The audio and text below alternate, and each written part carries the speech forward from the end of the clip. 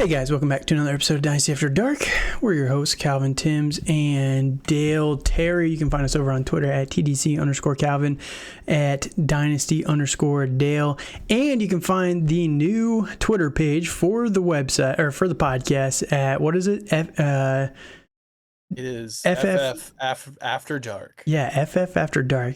Not bad if I do say so myself. I kind of like that one was available. So you can find the website. We're going to start uploading everything on Twitter to the web page for the podcast. And this kind of gives me and Dale a little bit more flexibility to not have to do it on our account constantly. But yeah, go give the website, Twitter, go give it a follow and we'll go from there. But yeah, we have changed so much this last offseason. It is absolutely crazy.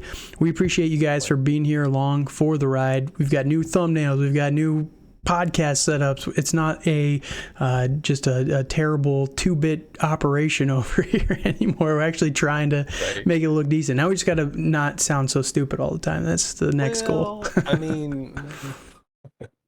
All right. So if this is your first episode with us, thank you for checking us out. We're going through the entire offseason recap for all 32 teams. Talking about coaching changes, talking about free agent signings, talking about the draft and recapping it all for every single team and giving our thoughts on the entire roster from top to bottom with all the positional groups filtered in there from a dynasty lens and a dynasty perspective. And it's been a fun series and we are finally wrapping it up. Yesterday was the Cowboys. We started the NFC East. If you're looking for your team, we've started on July 1st. So the last 31 days, 32 days, we've been putting them out nonstop. And if you have your team, not much has changed for most of these teams out there. So go check it out and give it a listen. But all you guys that have been coming back time and time again, we appreciate you guys as well. Like I said, today we're going to be jumping into the New York Giants, recapping all those. Nice thing is, no real coaching staff changes. I think the offseason was kind of headlined by the whole Daniel Jones and Saquon Barkley debacle, and we finally have resolution to that as well. And I guess we can just jump in right there. So first move they made was they franchise tagged Saquon Barkley, and it was not a great situation. He was not happy about that, but that let them work out a big deal re-signing with Daniel Jones. I think it was 4 years, $160 million, give or take. Something like that, yes. So right around $40 million a year, and people are split about this, I guess, to say the least. Some people liked it, some people hated it.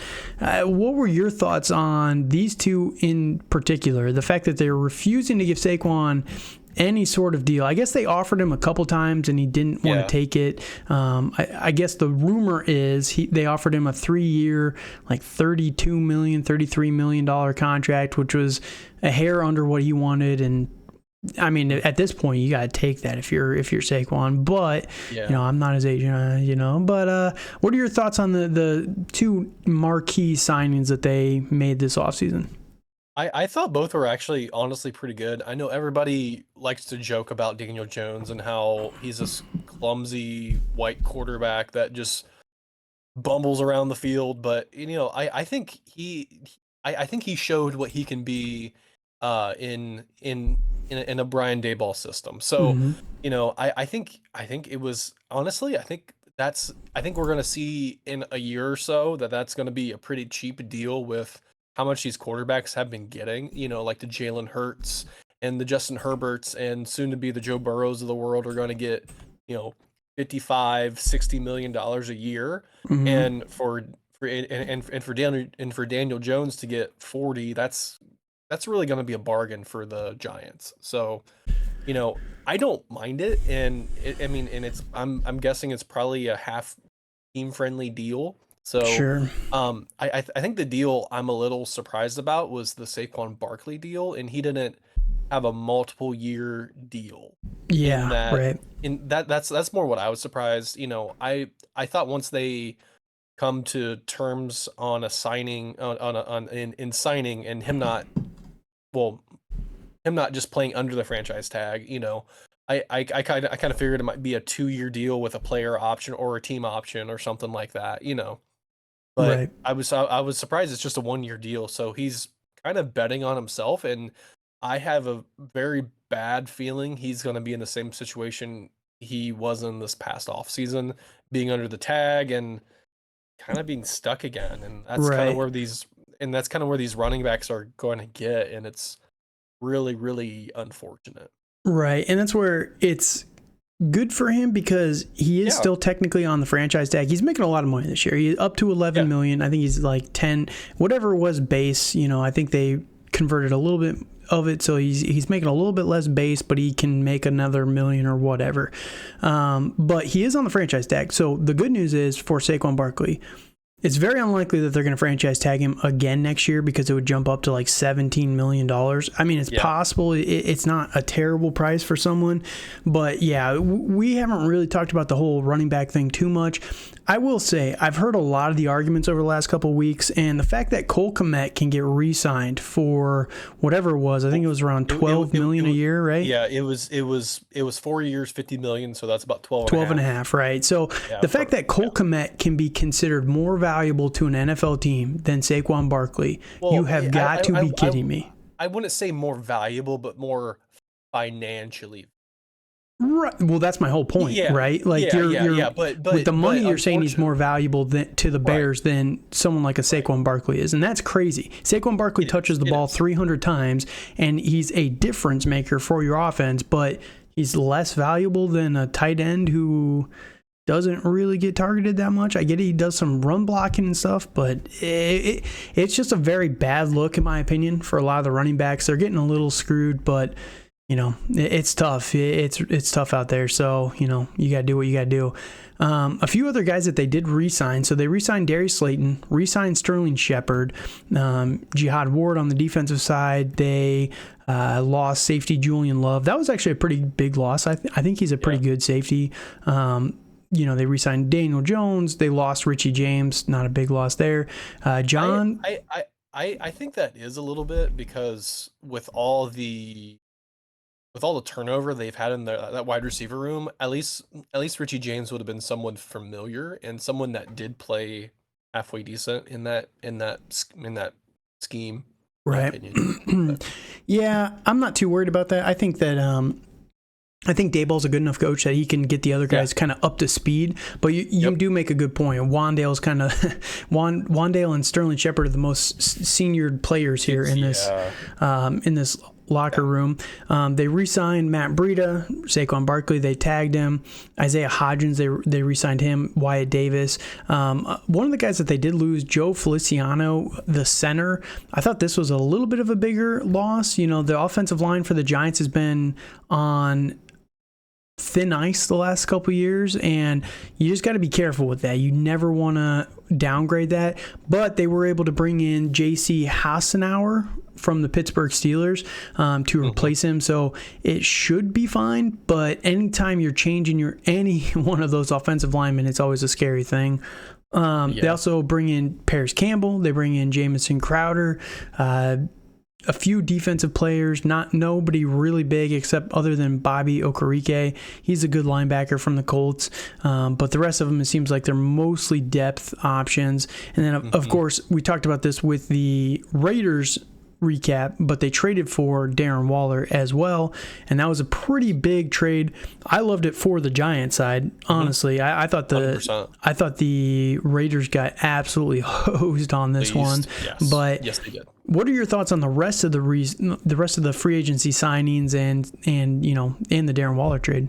We can recap that here. I think all of it was pretty good. I think one thing that you did miss was that they did re-sign Andrew Thomas, or they like restructured his deal, so he's gonna be the cornerstone on the right side, right? So I think he really improved, and I really think as long as he can stay healthy, right? I mean, which is the biggest thing. Which I really think this offensive line can really do well, and that's something Dave Gettleman did well, was draft these big offensive and defensive linemen. So right. I think that's a good core there. So I'm not super worried about the offensive line. I think they're going to gel pretty good. And you've got guys like Evan Neal, right, in year 2, Yes. so he should be a lot better. And I will say Andrew Thomas does play on the left side. I know you said the right side earlier, but Evan Neal's actually the right tackle. Thomas is the left tackle, and that's where it should be a lot better for Evan Neal this upcoming season because left tackle is the more difficult one as it is. They're saying it's becoming more 50-50 as these defensive ends are just getting disgusting coming out of college, and they're a lot more versatile on the defensive side. So, I do think Evan Neal is a very good player though, and should take a step forward this year, which would help that. But the rest of the offensive line, they should be just fine. Yeah. So, I think why I made that mistake because Thomas played right tackle at Georgia. Mm-hmm.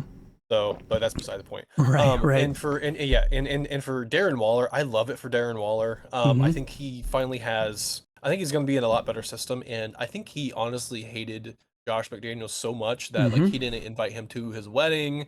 He'd like to the wedding or the reception or anything, which I think is hilarious. I always found his wife, her post about him was just absolutely laying into McDaniels, which is hilarious to me. So, no, I'm with you 100% though. I think Darren Waller's going to be a monster here for this team, and we can talk about him. Just wrap up the tight end position. It kind of stinks for someone like a Daniel Bellinger who kind of showed a little bit of promise last year as a rookie, but. Darren Waller, I get the arguments around him that, he hasn't been able to do it for years now. It's been years since we've seen Darren Waller be anything. But, he has worked through a little bit of the contract stuff, then an injury, and then McDaniel. So it's been a little bit of a up and down ride for him the last couple of seasons. But, if he's the tight end 7, I think that he can return on that. He's only 31. He missed a decent amount of time early in his career because of he had the whole addiction issues with the Ravens. He basically left the NFL and was able to work his way back, which was amazing for him. It's an awesome story, but 100%. He is by far the biggest and probably strongest receiver. He's going to be a difference maker for this offense just in terms of his size. Like we'll talk about it with the receivers, but it's literally slot city out there at the wide receiver position. It's crazy. It is. And as long as Waller stays healthy, I think he's going to have I don't think he's going to be the tight end 1, but I think he's going to get real close. Right. Yeah, honestly. He could definitely be top 5, right? Yeah. I would say probably I think he has the potential to be top 3 this year. And to really hit it. And I think that's what Dayball kind of wants to do. Like he kind of wants to dink and dunk a little bit. And I think Waller's going to feast this year. I could see it for sure. I could definitely see that. So let's jump over to some of the other players. Defense should be fine. They were very, very good last year, and and we can jump into the draft actually. We didn't talk about that too much here. So in the first round, they take Deonte Banks, cornerback out of Maryland, 24 overall. They traded up one spot with Jacksonville. It was a really weird trade. I'm not gonna lie. Yeah, it was. I felt all of that was kind of weird. Like in that little section was really weird. Like how Jacksonville traded back a couple times. It was very odd. Bulls traded up. It was a weird couple like half hour in the draft, like them trading up. Yes, it was. It was. So yeah, they take defensive player Deonte Banks, which is a good addition to this defense, which was already pretty good and young, very, very young, right? Yes. John Michael Schmitz, center out of Minnesota in round 2. Now, I do think that J.C. Hassenauer will be the starter at the beginning of the season, but people really liked John Michael Schmitz coming into this draft. They thought he had a lot of potential, and if people really like a center, he's probably going to be just fine for the NFL. So this guy's going to be fine long term, but again, any of those tweaks to the offensive line, you just got to be a little careful right now when everything's kind of precarious with the team. Round 3, they take Jalen Hyatt, wide receiver out of Tennessee. Dale hates Jalen Hyatt, and he can. He can explain. You can explain why you hate him. It's okay. It's all right. I will. Don't worry. In round 3, they take Jalen Hyatt. Round 5, they didn't have a 4th round pick. They take Eric Gray, running back out of Oklahoma. They take Trey Hawkins, the 3rd cornerback out of of Old Dominion in round 6. And then finish it off with Jordan Riley, nose tackle out of Oregon, and Gervarius Owens, safety out of Houston in round 7. So give me your thoughts on the draft and why you hate Jalen Hyatt. I thought honestly it wasn't a bad draft at all. I think getting Banks in the later first round was good because I think he was a top 3 cornerback in this class, and I did watch him a little bit at Maryland, and he played really well. So Right. And with Jalen Hyatt, I think if you think about it, like they did have to trade up get him. Like they traded the 89th and the 100 and pick 128 to the Rams. It's a trade up for Jalen Hyatt, which the only reason I hate Jalen Hyatt is because he gives me John Ross vibes. And if we know John Ross, he is known for speed, and which I think there was a video that came out today saying that Jalen Hyatt clocked in at 24 mile an hour in practice, which He's is very fast. Yeah, which is faster than Tyreek Hill, and you can't teach speed. You really can't. No. But at Tennessee, he only ran it was either screens or 9 routes. And yeah. That was the whole Tennessee offense. yeah, it was run and gun. And with him, I mean, he is one of the taller wide receivers there, but still, I think he's more of a field stretcher than a dynasty asset, in my opinion. So, I think if you're in best ball, he's fantastic, in any of these coin flip guys, but I just think he's way too gimmicky, and I don't really feel that's what Brian Daboll wants to do with Daniel Jones, because I feel the further you throw the ball down the field, the more likelihood you're going to have a turnover, and that's what Daniel Jones is known for, is those fresh, hot turnovers. So yeah, I do think so. My thoughts on Jalen Hyatt. So the reason why I like Jalen Hyatt a little bit more is because of the exact reason you said. So it's ironic because we're on opposite sides of the same argument, right? Yep. The fact that they used the 89 and the 128 to trade up to go get Jalen Hyatt in the 3rd round. So he's still a day 2 pick, which means that they do believe in him. I think that, I think Daboll's trying to build this offense, and he knows that he cannot rely on a guy like a Jalen Hyatt. I mean, at this point in his career, you can't, and we'll just talk about all the receivers here. You can't rely on Sterling Shepard. He cannot stay healthy. Darius Slayton is good for some plays. He's not a possession type of guy. He's not even the best burner. I think that he's good at making big plays, and he has a good connection with Daniel Jones, and they paid him a decent contract to come back and do that for this team, right? 2 years, $12 million. So it's not a massive contract. It's not a massive commitment. But they also have Wan'Dale Robinson, who I think they took in the second last year. He was banged up most of his rookie season, so we'll see what he can come back and do this year. But you've also got Paris Campbell, who they're talking about getting in the backfield and using in the slot role. They have so many slot guys. It is crazy. But I think that one thing that we're guilty of as dynasty managers is name value, right? We attribute, people still think that Sterling Shepard is going to be a useful dynasty asset. It's like he is a pile of heart. I like Sterling Shepard, but he's a nice guy. But it's just It's been 7 years. But what are we doing? His dynasty value is hot garbage. Like he's 30 years old, and he's been constantly and he's coming off an ACL tear. Like, what are we doing with Sterling Shepard? And the same thing with guys like Jamison Crowder. Oh, they have Jamison. He's going to be good. He hasn't been good in 4 years. I loved Jamison Crowder, and he's been terrible for a while now. The same with, you got David Sills, Jeff Smith. You've got Cole Beasley. Yeah, Cole Beasley. Even Paris Campbell. I will say I'm a little excited about Paris, and we can talk about him. Very excited, yes. I'm biased with the whole Ohio State thing, but I really think I think Paris is. I don't think he was underutilized in Indianapolis. Yes, he was injured, but I don't think his skill set was utilized to where it needed to be. And I really think Daniel Jones and Brian Daboll are the people that can really make his strengths very, very, very, very good, and kind of have him in the backfield, have him do these different things. And I think he's going to, I think he can have a sneaky, like, wide receiver 3 year potentially. Yeah, I'm with you there. I mean, if you go back to last year for Paris Campbell, and it was a nightmare situation for the Colts last year. They didn't have a quarterback, 100%. But he still got 91 targets last year. And I think that goes under the radar way too much that, he was solid for the terrible team that was around him last year. And I get it. He wasn't fun. It was not fun. He's not somebody you could ever rely on, but I do think that there is potential with someone like Paris Campbell. We saw him starting to put it together. He finally stayed healthy, and that's why I am excited about him this upcoming season to see what he can do. Now, if you were to rank these guys, right, you've got Paris Campbell, Wan'Dale Robinson, Jalen Hyatt.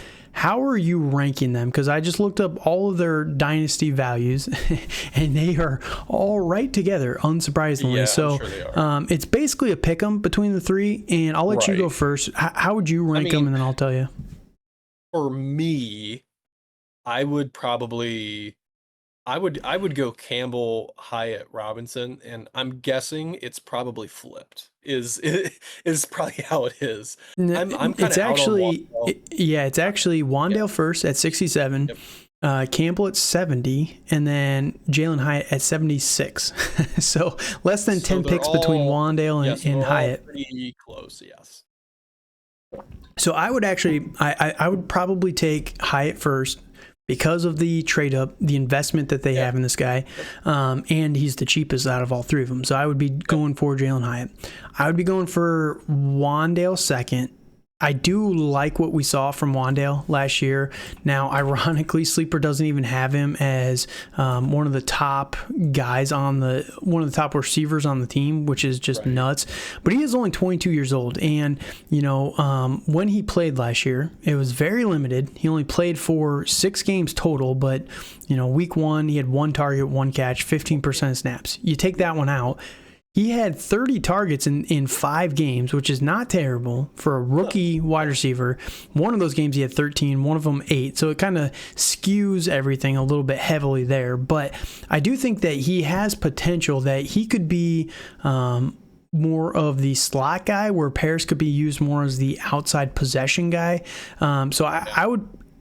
Dude, you could honestly flip a coin between Paris and Wan'Dale, and I'd be fine with either one, to be honest. I'm just not a big fan of Wan'Dale. Like especially him coming off the ACL. Like, I'm kind of out on those guys. Like, he's 5'8", and he's just like, I get he can do a lot of the slot things. I just think he's too gimmicky. I think he got too much hype in the Will Levis Kentucky year. Right. And I think I do think he's a good player, but I think a lot of his value is his draft value, in my opinion. That is fair. Is fair. I kind of feel he was overdrafted, and now I think he could be interesting. I think he could be interesting, but I don't want anything to do with him because of the ACL tear, because of his stature, and because of the zillion other slot wide receivers they have on the roster. Right. I was going to say, now is the perfect time to sell Wan'Dale. If you want to get out on Wan'Dale, he still has pretty decent value, in my opinion, because like Dale said, if he is bad this year, he's going to lose all value. But because he was a second-round pick, you can kind of use that in trade negotiations to say, hey, this guy was a second-round pick, and he's coming back. He's looking good. He played pretty well. He had 13 targets in a game. You can use that line too. But, I guess I'm convincing myself as we're talking here. I'd probably go Jalen Hyatt number 1, Paris Campbell number 2, and Wan'Dale number 3 here. But it's pretty close between Campbell. I would not be shocked if Wan'Dale outscores him this upcoming season. Yeah. So I think it's going to be hard telling who's going to be that number 1 because of the lack of dominance talent that they had last. Right. Yeah. It just wasn't very good. Like, I think Daniel Jones had 15 passing touchdowns last year, which I do think that number is going to go way significantly up. Yep. Yeah. I feel it has to. Like, I feel he could be at 25, and that's a massive improvement. Yeah, and that's league average, right? So it wouldn't even be that exciting. But all right, so let's jump over to Daniel Jones. We'll just talk about him quickly. So he is currently the Dynasty quarterback number 17, and that's where it's interesting. I think that he could. I think that's about right for him, to be honest. I don't think he has top 12 potential like he did last year, right? He finished last year as the quarterback number 9. Big reason behind that was 120 rushing attempts with 708 rushing yards, 7 rushing touchdowns. Now, we did see his career best performance through the air. 472 passing attempts was the highest of his career, and this was with nobodies, like legitimate nobodies on this team. Saquon was the entire offense. They had to realize that Darius Slayton was still on this team in week like 5 or 6 last year. So it was not great there. 317 completions, which is a massive uptick from his career best of 284, so much more efficient last year. Broke 3,200 yards, but only 15 touchdowns, 5 interceptions. So the big takeaways were his rushing was way up after last year. His turnovers were way down going into last year at the completion. Passing attempts were up, and if you can just get some good, solid players around here, that's where I think a lot of people are projecting a big tick up for Daniel Jones. No, I'm not convinced that he's going to finish as like a top 5 guy, but No. if he opens the season with the same rushing, or similar rushing attempts as last year, we might have to change our mind pretty quickly, because if he can upgrade the passing numbers, which were terrible, and keep the rushing, maybe even 75% of that, where he's only around 600 yards, 550 yards rushing, which I think is very doable with the athlete that Daniel Jones is, he could definitely get to top 5 quarterback status. It's a little scary. I understand that, but they paid him a lot of money. Daboll believes in him, and they're trying to get weapons around him. So I can see the positive case for it. But that's where quarterback 17, maybe that's a little cheap. Maybe I'm talking myself into Giants players here as we're kind of going through it, but he feels like a fringe quarterback 1, in my opinion. Maybe 13 to 15, somewhere in that range would be about right, with the potential upside that he can just massively slam that window wide open. What are your thoughts on Daniel Jones here? I 100% agree with that. I don't think he's ever going to be a top 5 quarterback. That's just not who Daniel Jones is. And with the other athletes we have in the league, I don't think it's possible. But I really think he has a potential to repeat as a quarterback. 8 to 13 for a couple years, in all honesty. Right. So I think my worry is, if you want to invest in him, I think I feel better now than I did a few months ago before he re-signed. So but I don't think he's someone I necessarily want to go after, because I think it depends on your league, and I know that's cliche to say, but it depends on who the owner is, or it's the Daniel Jones owner, stuff like that. So I've been seeing people wanting a mid first for him. So is that something that you would feel comfortable giving up? Yeah, he's Daniel Jones. His ranking is even with the 107, and this is in Superflex. So, yes, I think I'd be okay with that, because in my rankings, that would be, I'd rather have Daniel Jones than Bryce Young. I would. I think that Daniel Jones is going to have more rushing upside than Bryce Young. Yeah. But Bryce Young is a top 3 pick in most Superflex leagues. So, I think I'm on the other hand. I think I'd rather have Bryce Young, but I know how you feel about Bryce Young. Right. That's beside the point. So, for me, Bryce Young's right around the 107. So I'd be willing to take Daniel Jones around for the 107. I'd be fine with that if you really need a quarterback. Right. And again, if he can improve in the passing game, that's where he's going to just, Which I think he will this year. I agree. I think he's going to have. I think. He just had. He just didn't have that many options last year compared to what he's going to have. Right. And I think they're going to have so many people around them that injuries won't necessarily matter, because a lot of these guys do the same thing. Right. Yeah. Which is going to be very helpful. So, it's with that. Would you rather have Daniel Jones or Quentin Johnston? It's a because hard one. I know. that's about what the 107s is now, or it's either him or Jordan Addison. It's really like, hard because it's the quarterback versus receiver, right? If it's super flex and you need, in a one quarterback, let's just switch it over to one quarterback, right? Yep. I would rather have Quentin Johnson by far than Daniel Jones because quarterbacks are not nearly as valuable. 100%. But in a super flex, if I need a quarterback, I'm willing to pay that for Daniel Jones. And it's close. So it feels right. It feels right in that range. So, it's very, very tough, but it all comes down to need mostly, and that's where it gets a little bit more challenging there. So, Daniel Jones, he's someone to definitely keep an eye on this upcoming season for sure, and we'll know pretty quick whether he's going to take that next step forward or not this upcoming season. Now let's finish it off. We talked about Saquon a little bit earlier. Behind him, Eric Gray, the 5th round pick. James Robinson, they signed him. Don't really care about that. Matt Breida, they re-signed him. This is why I think that Saquon had to come back this season. They have nobody behind him. And I don't think I mentioned it on here, did I? But I actually just traded Saquon today for another running back. I actually swapped Saquon Barkley for Jonathan Taylor. And this is with all the Jonathan Taylor news out there, Jonathan Taylor, JT, is about 2 years younger than Saquon, almost 2 years exactly. They're neck and neck in terms of rankings, right? So let me hear your thoughts on that trade, and we can wrap up the Giants here. Yeah, I mean, I don't mind that trade, honestly. I feel, well, I know which league you're in, and you're more on the bottom half of your league, and you're just trying to get younger. And trying to acquire people, and I think that's honestly a really good trade for you in getting JT and kind of getting off of Saquon a little bit. Mm-hmm. So, and I think with the Jonathan Taylor news, that really went in your favor because you would have had to pay up probably a lot, honestly. So, I think for you that's a fantastic trade, and I really think for Saquon this year, I think he has the potential to be the running back 1 this year.